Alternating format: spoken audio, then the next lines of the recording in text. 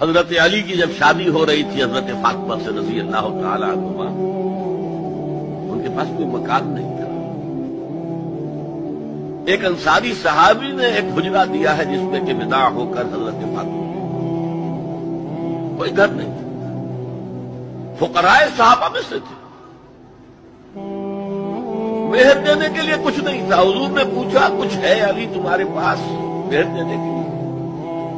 حضور کچھ نہیں میرے پاس۔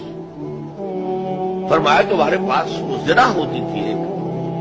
عرض کیا جی زرہ تو ہے، لیکن ظاہر بات ہے زرہ تو ہتھیار ہے، جنگ کے لیے ہے، جہاد فی سبیل اللہ کے لیے۔ آپ نے فرمایا جاؤ اسے بیچو یا گروی رکھو، کچھ لے کر آؤ، مہر تو دینا ہے۔ کیا اس مفلسی کی وجہ سے وہ حضرت علی ناکام انسان تھے؟